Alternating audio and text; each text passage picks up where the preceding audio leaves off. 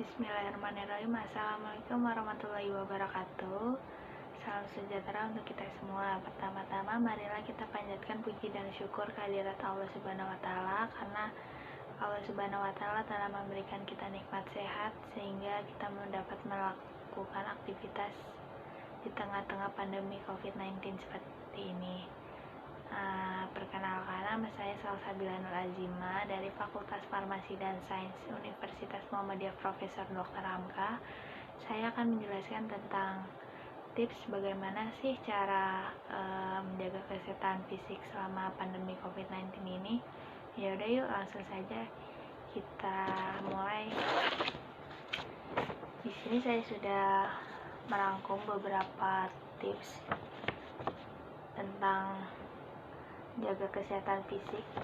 Ya udah, mulai saja dari yang pertama ya.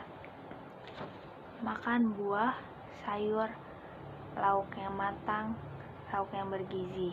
Nah, kenapa sih kita harus makan ini semua? Karena tuh ini banyak manfaatnya untuk kita ya. Buah itu mengandung vitamin-vitamin yang banyak. Terus sayur pun juga ya kan. Nah,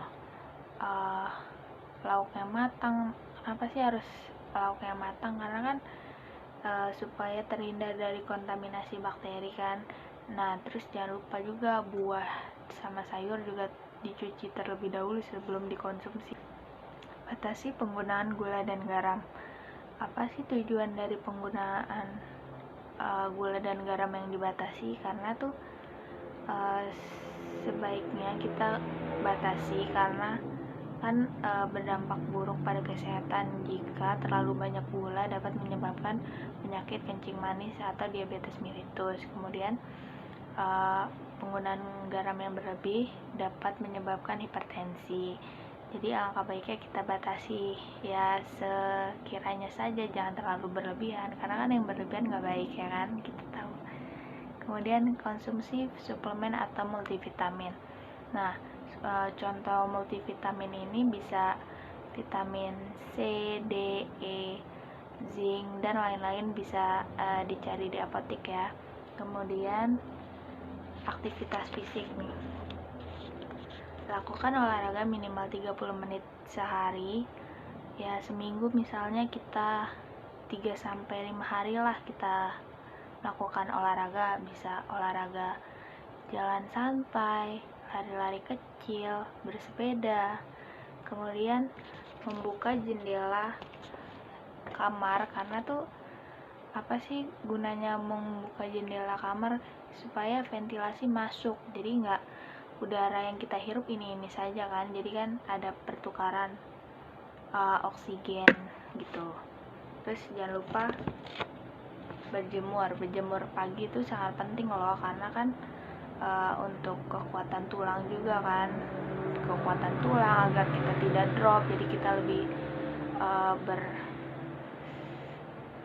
biar lebih fit gitu kan, karena kena sinar matahari langsung. Kemudian cuci tangan yang benar dengan air mengalir dan sabun, dan lakukan cuci tangan sebelum dan sesudah aktivitas. Nah, langsung saja saya akan mempraktekkan cara cuci tangan yang baik dan benar ya. Nah, dengan air mengalir dan sabun. Ceritanya ini sudah ada sabun. Jadi yang pertama, telapak tangan kanan dan kiri, punggung tangan, sela-sela jari, kunci tangan kanan dan kiri, ibu jari diputar kanan dan kiri, kemudian punggung jari, pergelangan tangan, dan yang terakhir dibilas dengan air mengalir dan keringkan dengan tisu atau handuk. Kemudian memiliki komitmen untuk mengurangi rokok dan alkohol. Kenapa sih harus seperti ini? Karena kan merokok dan minum minuman beralkohol berdampak buruk pada kesehatan ya. Jadi alangkah baiknya kita kurangi dengan ya bisa kita lebih banyak minum air putih, lebih melakukan hal-hal positif seperti menyibukkan diri, bisa bekerja dari rumah, belajar dari rumah, mencoba-coba hal-hal baru seperti memasak atau membuat kue. Ada tidur yang cukup.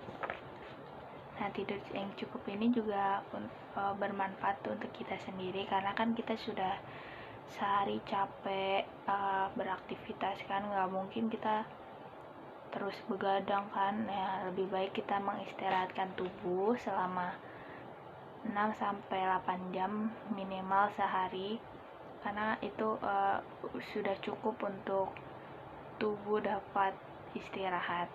Kemudian jaga jarak selama 1 meter, hindari kerumunan, dan mengurangi berpergian jika tidak penting. Nah, ini tuh ketiga ini sangat penting, karena kalau kita hadir di keramaian kan kita nggak tahu mana orang yang sudah terinfeksi corona atau belum kan, kita nggak tahu. Jadi kan jangan lupa juga kita pakai masker kemana-mana, patuhi protokol kesehatan yang disuruh pemerintah, karena itu sangat penting ya. Terus jaga jarak juga penting, karena kan ditularkan melalui droplet atau tetesan kecil dari bersin ataupun batuk, kemudian nempel pada benda di sekitarnya, kemudian bisa terhirup, kan kita nggak tahu ya. Jadi kan alangkah baiknya kita lakukan ketiga hal tersebut. Nah, kemudian jika kita dari luar rumah, bersihkan tubuh terlebih dahulu, bisa mandi, keramas, ganti baju yang bersih, baru kita ketemu dengan keluarga kita, atau baru salim gitu misalnya, Pak, saya baru pulang nih, saya sudah mandi gitu kan jadi enak ya kan. Kita juga nggak membawa bakteri-bakteri dari luar atau virus kuman yang kita tidak inginkan ya kan. Jadi ya ini saja yang dapat saya sampaikan ya. Intinya kita harus menjaga pola hidup sehat, pola hidup bersih, pola makan, lakukan hal-hal positif, kurangi rokok dan alkohol, terus tidur cukup, lakukan cuci tangan yang benar sesudah dan sebelum dan sesudah aktivitas apapun, hindari keramaian, jaga jarak 1 meter, dan jika tidak penting tidak perlu keluar rumah ya. Jadi itu saja yang dapat saya sampaikan, kurang lebihnya mohon maaf. Wassalamualaikum warahmatullahi wabarakatuh.